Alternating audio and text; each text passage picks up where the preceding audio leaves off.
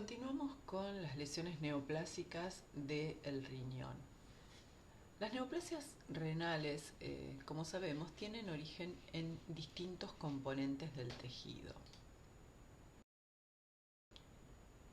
Como podemos ver en la imagen, la mayor parte de las neoplasias que ocurren en el riñón, en cuanto a frecuencia, se van a originar de lo que corresponde al epitelio.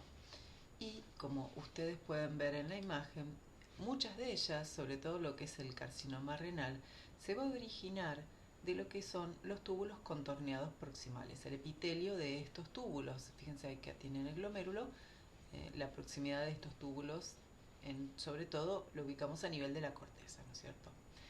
Por otro lado, otra parte de los tumores puede originarse también del epitelio de lo que son los conductos colectores, especialmente de las células intercaladas en estos conductos colectores. Por supuesto que por ser un tejido que tiene también vasos sanguíneos, vamos a encontrar algunos tumores desarrollándose a partir de lo que son los vasos sanguíneos que irrigan al mismo. Cuando clasificamos a los tumores o a las neoplasias del tejido renal primarias, las vamos a clasificar, como en todos los casos, si son benignas o malignas. Dentro de los tumores benignos hay uno solo que tiene mayor frecuencia, que es el adenoma papilar renal. El resto son sumamente infrecuentes.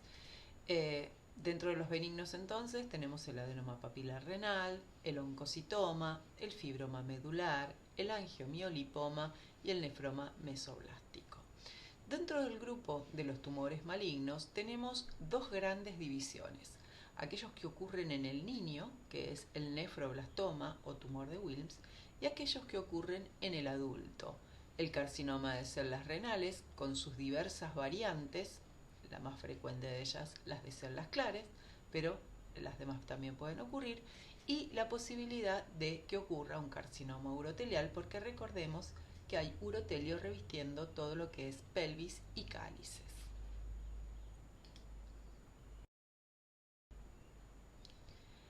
Dijimos que el tumor más frecuente benigno era el adenoma papilar renal. El adenoma papilar renal se ubica en la corteza, porque recordemos que de ahí se originan la mayoría de estos tumores, a partir de los túbulos de la corteza. No tiene una cápsula, pero fíjense el tamaño que lo define. Mide igual o menor a 1,5 centímetros de diámetro, con lo cual desde ya que clínicamente nos daremos cuenta que no va a dar sintomatología. En su histología, por supuesto, como su denominación lo muestra, son estructuras papilares que se conforman o túbulo-capilares. Se observan mayormente en una edad avanzada y es un hallazgo, obviamente. ¿En qué contexto? En el contexto de que se realizó de golpe una tomografía computada y hay una lesión de 1 centímetro a nivel sólida a nivel de la corteza, o en la realización de una autopsia, o cuando se resecó el riñón por otra circunstancia y se encuentra. Cuando nosotros observamos los tumores que tienen menos de 3 centímetros, mayormente estos tumores no metastatizan. Pero si ese tumor, que aunque sea menor de 3 centímetros, está compuesto de células claras, no importa, siempre va a ser considerado como un tumor maligno, de pequeño tamaño, pero un tumor maligno.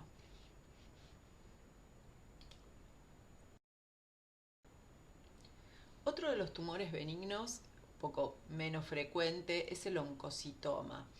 El oncocitoma corresponde al 10% de los tumores renales primarios, se ve en gente de mayor edad, principalmente varones, a una edad más o menos promedio de 60 años, si bien lo podemos encontrar en distintas edades.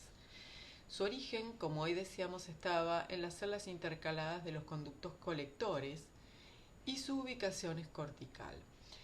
Tiene una genética en particular en la cual se suele observar en estos tumores alteraciones en el cromosoma 1 y en el cromosoma Y. Si hubiese una pérdida en estos casos de un P53 o una alteración de un P53, eso nos habla de que este tumor, que es el oncocitoma y que es benigno, puede progresar hacia un carcinoma de células renales que se denomina cromófobo, que sería maligno. O sea, ahí hay una continuidad entre estos dos tumores. Estos tumores están bien delimitados, fíjense en la imagen de arriba, observamos que se haya bien delimitado, si bien no tiene cápsula, y muestran esa cicatriz central bien característica que incluso se ve con los estudios radiológicos. Y un color bastante pardo. Ese color pardo se lo da el pigmento del hipocromo que se puede encontrar dentro de las células.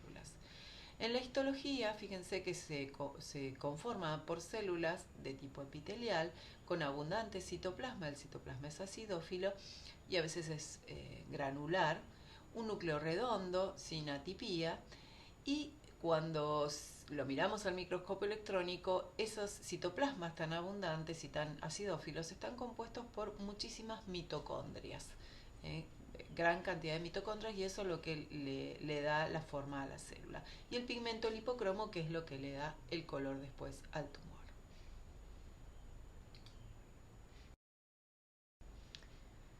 Otro de los tumores benignos es el angiomiolipoma.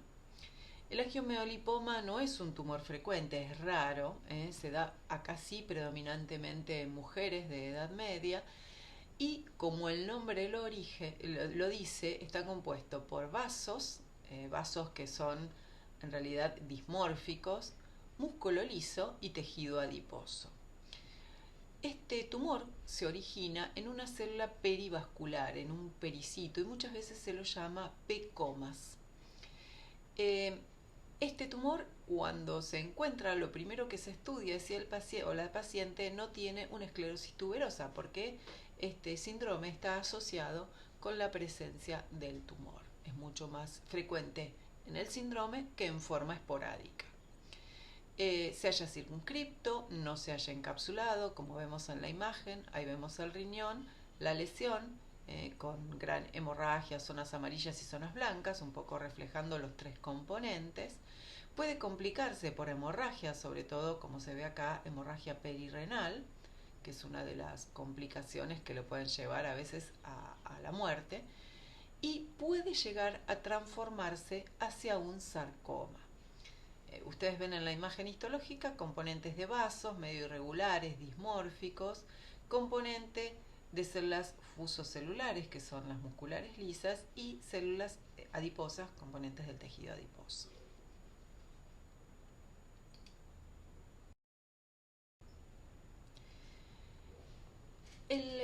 Comenzamos con los tumores malignos y dijimos que hay un grupo, un tumor específicamente que lo vamos a encontrar solo en el niño, el tumor de Wilms o nefroblastoma, y otro grupo de tumores que se ven en el adulto. El tumor de Wilms o nefroblastoma se va a ver tanto en ambos sexos, en mismo porcentaje, en niños que están entre 1 y 3 años.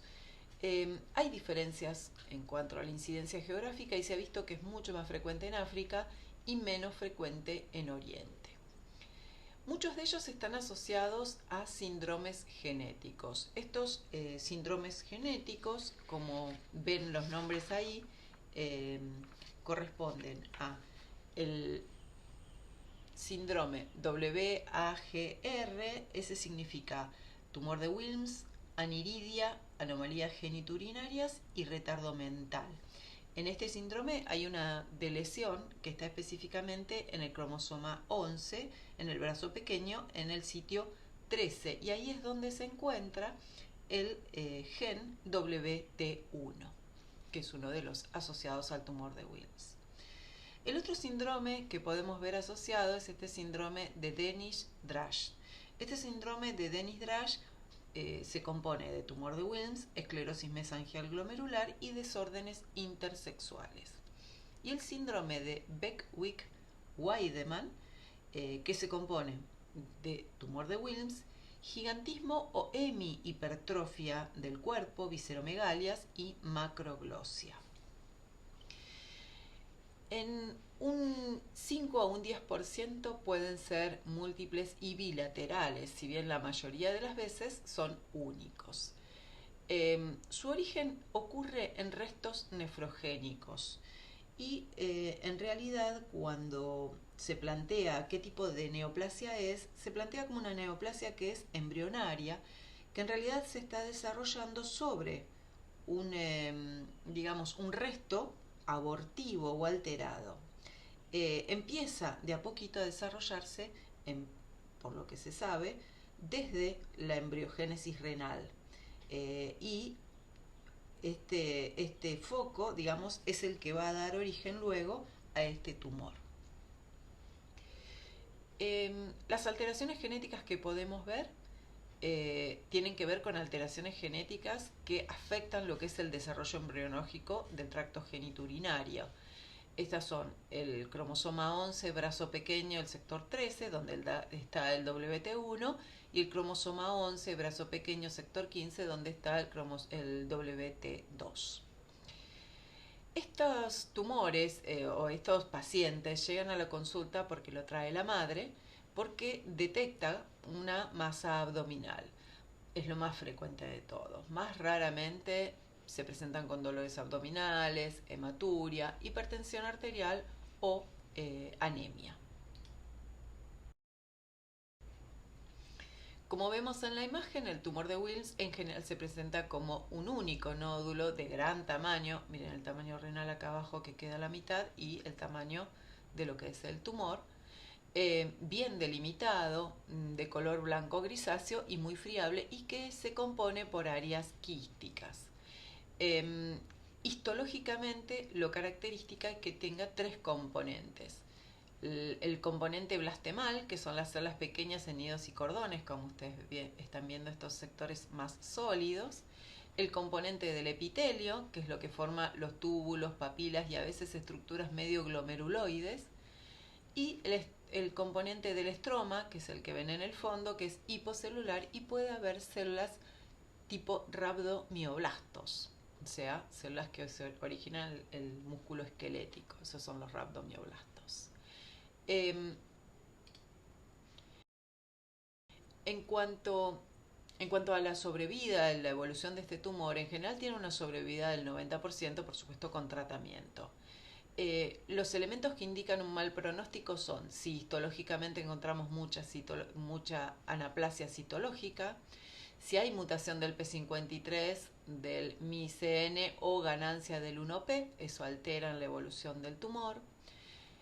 Cuando el componente blastemal es excesivo, el de las células pequeñas, cuando hay metástasis en el momento del diagnóstico y cuando es bilateral o multifocal. Esos son los factores que van a hablar de peor sobrevida, mal pronóstico.